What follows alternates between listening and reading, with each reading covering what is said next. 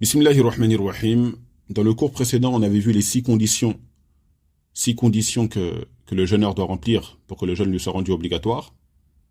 On va les répéter brièvement, Inch'Allah. L'islam, la raison, la puberté, la capacité, l'état de pureté majeure, donc en opposition à l'indisposition féminine, être résident, en opposition au voyage. Celui qui remplit ces six conditions, il est obligé de jeûner pendant le mois du Ramadan. S'il ne jeûne pas, il aura commis un grand péché et il s'expose à un châtiment douloureux qu'Allah Azza wa Jal nous en préserve.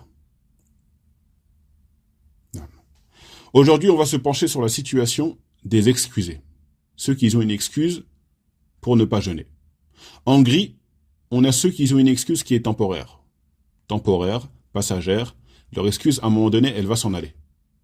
Par exemple, le cas du voyageur. Celui qui voyage, le fait de voyager, c'est une excuse. Tu n'es pas obligé de jeûner lorsque tu voyages. Tu n'es pas obligé de jeûner lorsque tu voyages. Tu peux jeûner, comme tu peux ne pas jeûner. Maintenant, la personne, elle revient pas de son voyage. Elle reste dans l'endroit où elle était. Là, c'est plus un voyage, c'est un déménagement. C'est un déménagement. Donc son excuse, lui, la base, c'est qu'elle va disparaître. Il va revenir de son voyage. S'il ne revient pas, il bascule dans autre chose. En rose, tout en bas, on a ceux qui ont une excuse, mais qui n'est pas temporaire. Elle est permanente.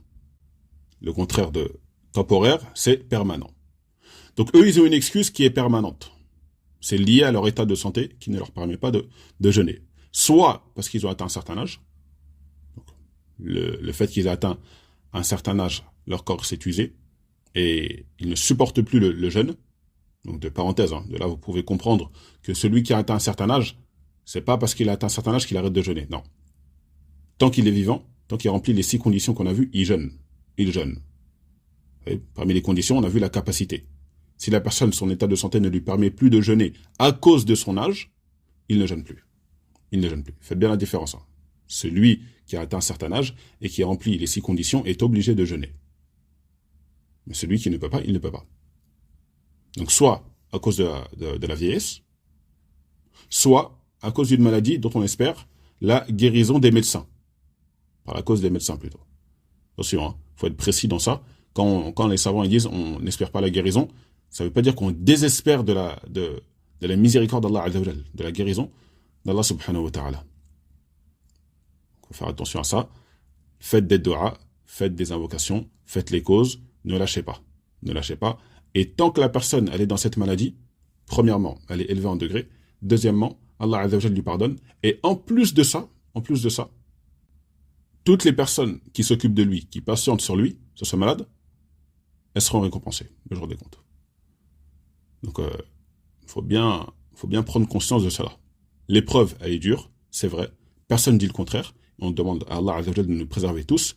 Mais le jour des comptes, comme certains savants l'ont dit, le jour des comptes, quand on va voir l'impact des épreuves dans nos comptes, on est sur la balance de nos actions, on aimerait retourner dans la dunya pour être encore éprouvé. Tellement on a perdu des péchés, tellement Allah Azza wa Jal nous a élevés en degrés.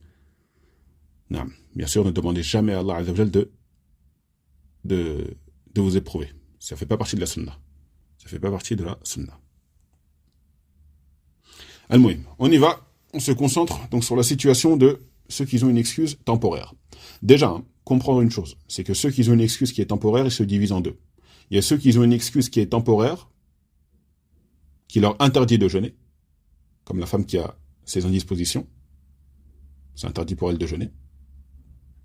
Ou celui qui a une maladie qui est temporaire, cette maladie elle va partir, mais il est obligé de prendre des médicaments pour guérir. Lui, pareillement, il n'a pas le droit de jeûner. Soit il n'a pas le droit de jeûner, dans le sens où son état de santé va s'aggraver, là c'est haram, ou ça va lui faire du mal, mais il peut jeûner quand même. Il peut supporter le jeûne, mais ça va être difficile. Lui, c'est détestable pour lui de jeûner, comme l'imam Al-Qurtubi, rahimahullah, l'a dit. Non, donc on répète ce qu'on vient de dire. Ceux qui ont une excuse qui est temporaire, ils se divisent en deux. La première catégorie, c'est ceux qui ont une interdiction, qui ont une excuse temporaire qui leur interdit de jeûner.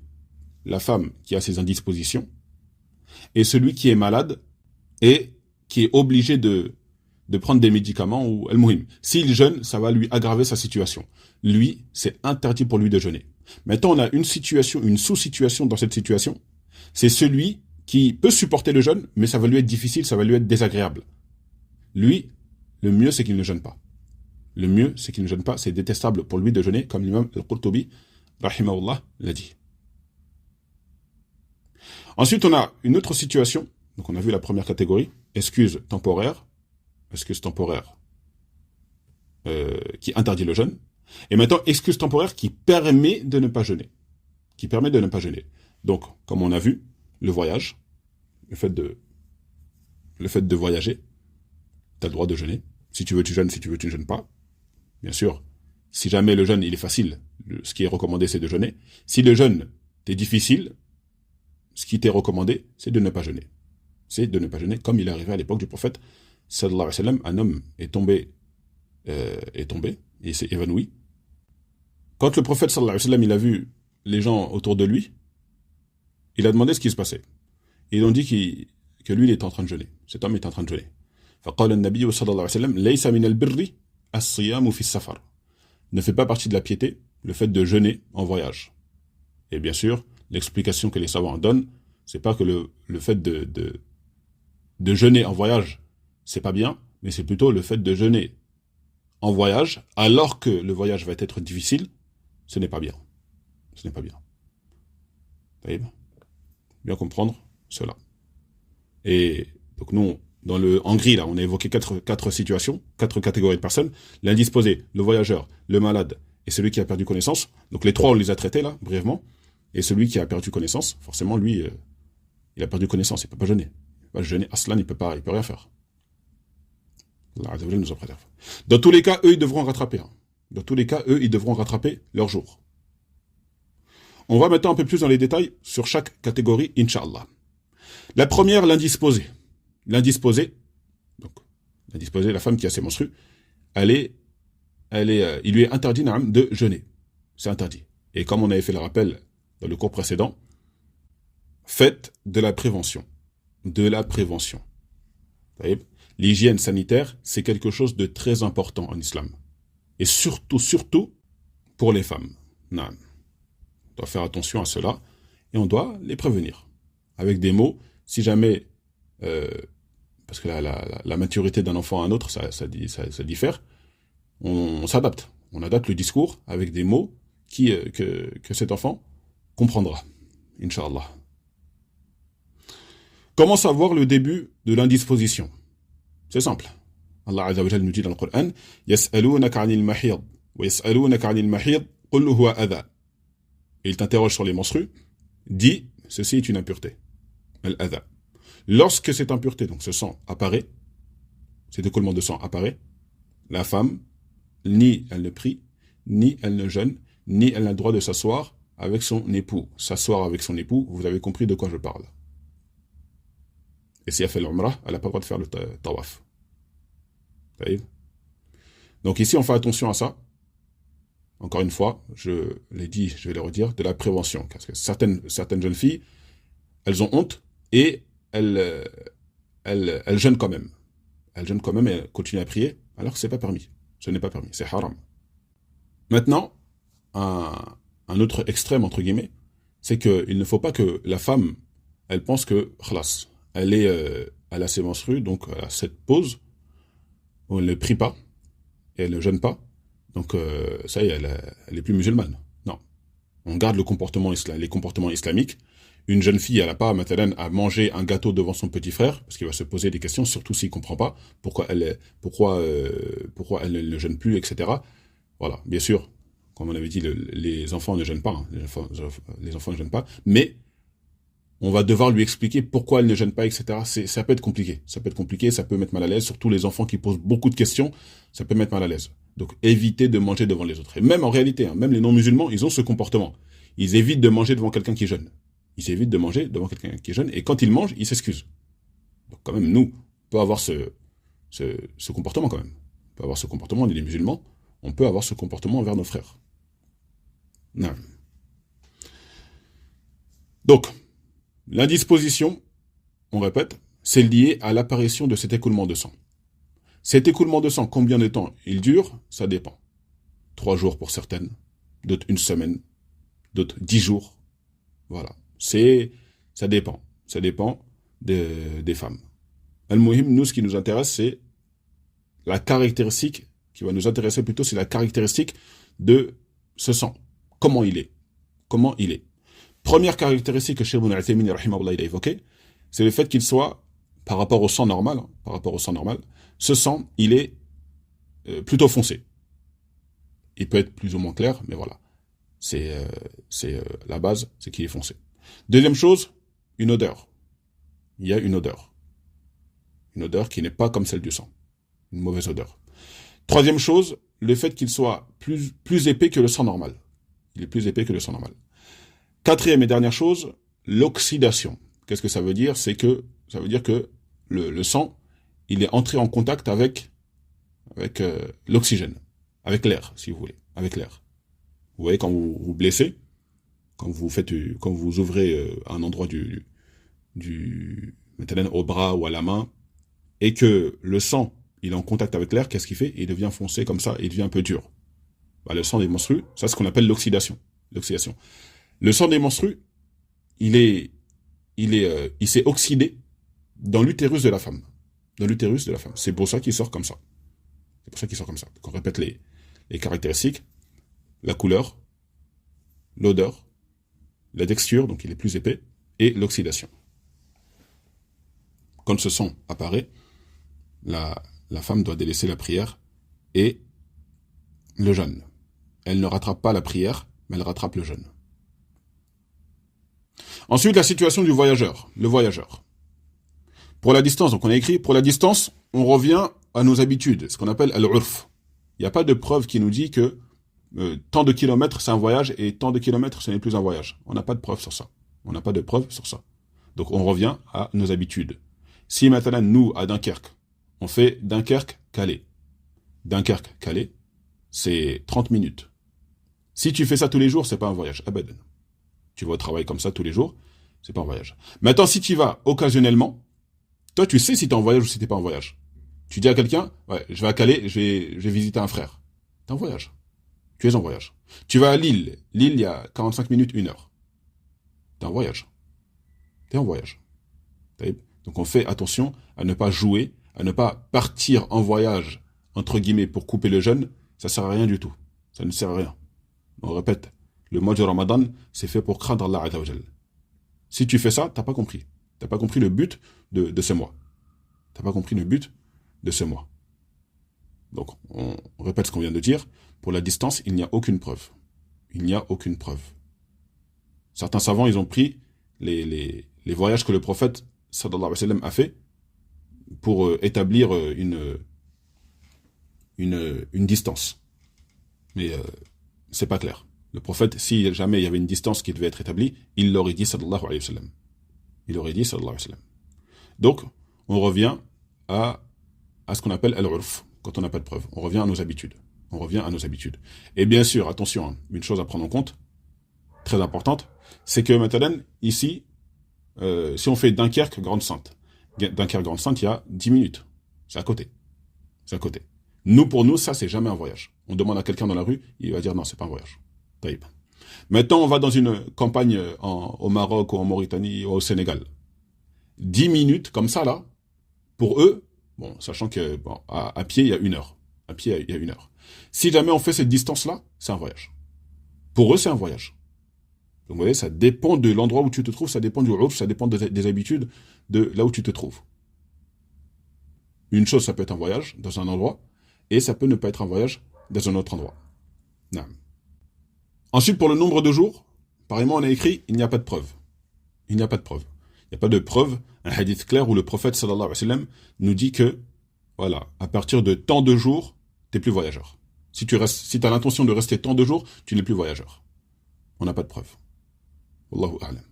Donc là, pareillement, toi, tu sais quand tu es voyageur et quand tu ne l'es pas. Si ton voyage dure 1 semaine, pendant 1 semaine, tu es voyageur. Si ton voyage dure 1 mois, pendant 1 mois, tu es voyageur. Pendant un mois, tu es voyageur. Est-ce que maintenant tu voyages dans un pays musulman? Est-ce que ça veut dire que tu vas pas faire la prière en groupe? Va faire la prière en groupe. Va faire la prière en groupe. Tu peux. Tu as le droit. Non. Et comme j'ai dit à la fin, on doit craindre Allah Azza wa Jalla. Ce n'est pas un jeu. Tu crains Allah, subhanahu wa ta'ala, ce n'est pas un jeu. Tu vas pas voyager pour couper le jeûne ou... Non. Tu voyages parce que tu as un besoin. C'est selon ton intention. Les actes ne valent que par leurs intentions. Ensuite, la situation du malade. Comme on avait vu la parole de l'imam al-Qurtubi, rahimahullah, comme on l'avait cité plus tôt. Enfin, en traduit, hein. On a juste affilié plutôt même. J'ai dit cité, c'est même trop de dire ça. Donc, non. Détestable de jeûner, si cela gêne le jeûneur. Si ça va te gêner, tu ne jeûnes pas. Tu ne jeûnes pas. Si tu jeûnes, ton jeûne il est valide. Mais le mieux, tu vas délaisser ce qui est meilleur pour toi. Ensuite, en dessous, on a dit interdit de jeûner si cela peut aggraver l'état de santé. Et ça, c'est clair. Et en dernier, on doit craindre Allah. Toujours craignez Allah Azza wa Jal. Vous avez vu, hein? Encore une fois, le mois du Ramadan, c'est fait pour craindre Allah Azza wa Jal. Il y en a, qu'est-ce qu'ils font? Ils n'ont pas le droit de jeûner et ils jeûnent. Vous n'avez pas compris. Vous n'avez pas compris. Le but du mois du Ramadan, c'est craindre Allah Azza wa Jal. La crainte d'Allah, c'est de ne pas jeûner. Pourquoi tu jeûnes? La crainte d'Allah pour toi ici, c'est de ne pas jeûner. Donc pourquoi tu jeûnes? Non.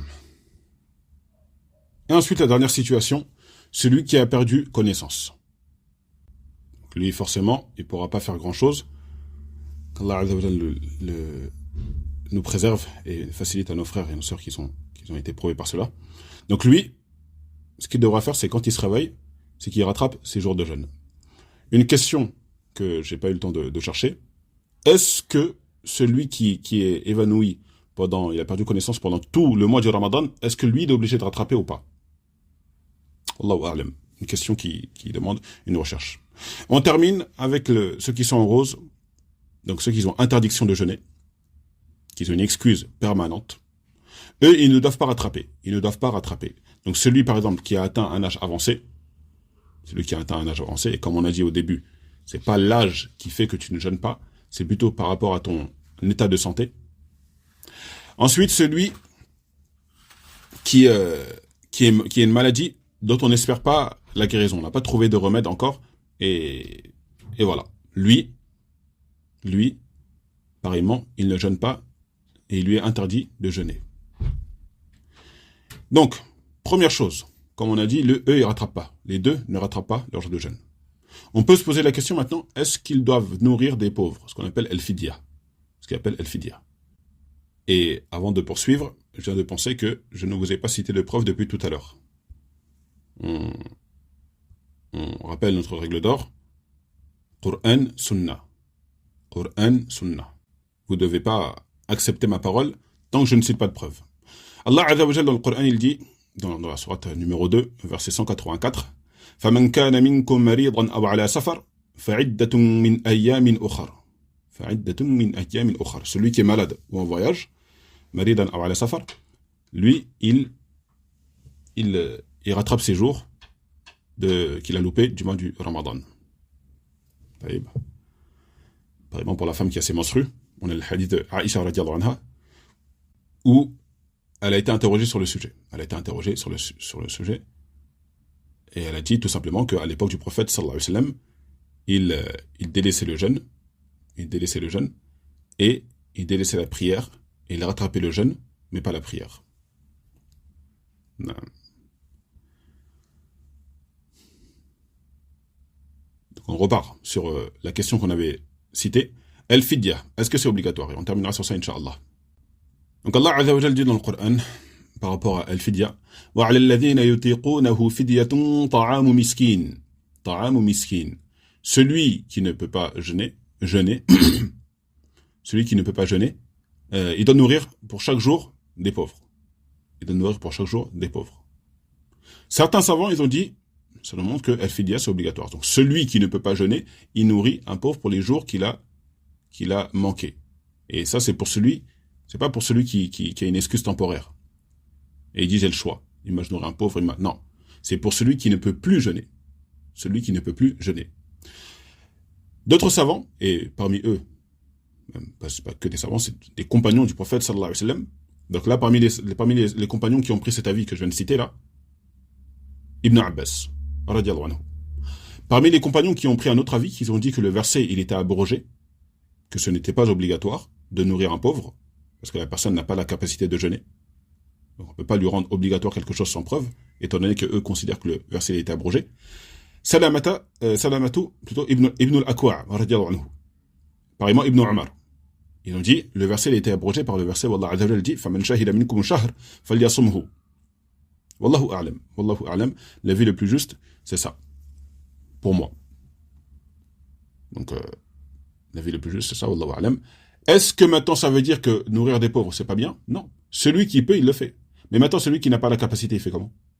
Est-ce qu'on peut lui rendre obligatoire cela? Wallahu a'lam. Là. C'est ça. Donc, Allahu a'lam, l'avis le plus juste, c'est ça. L'avis le plus juste, c'est ça.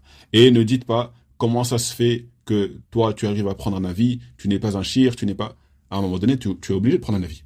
Imma Ibn Abbas, il a raison. Imma Ibn Umar et Salamatu Ibn al-Akwa', radiallahu anhu, ils ont raison. Ils ont raison. Tu es obligé de choisir. Tu peux pas dire tawaqaf, je dis rien du tout. C'est pas possible. Ce n'est pas possible. Tu es obligé de prendre un avis. Tu es obligé de prendre un avis pour pouvoir appliquer. Maintenant, il y a des masaïl, c'est vrai que c'est dur à trancher. Et des ulama, ils disent rien. Ils prennent un avis et après ils disent non, je m'arrête. Allahu a'lam, je ne sais pas. Je ne sais pas. Mais quand, pour toi, la vérité, elle est claire, tant que tu as une preuve et que tu as un savant qui t'a précédé, bien sûr, une preuve et un savant qui t'a précédé dans la compréhension de ce texte, vas-y. Si tu es convaincu, vas-y. Et rien ne t'empêche de changer d'avis plus tard parce que tu as été convaincu par les arguments de